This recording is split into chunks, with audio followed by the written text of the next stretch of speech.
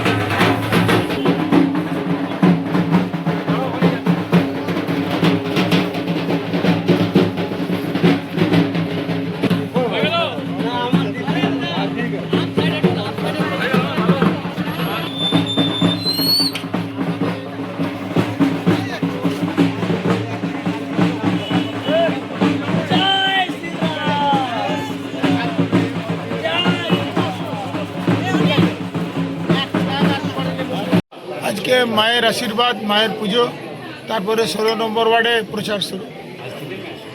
সপরিবারে পুজো দিলেন, মায়ের কাছে কি চাইলেন? মায়ের কাছে কি চাইবো? বিজয় কামনা, পশ্চিমবাংলার ভালো হোক, সব লোক ভালো থাকুক, সুস্থ থাকুক।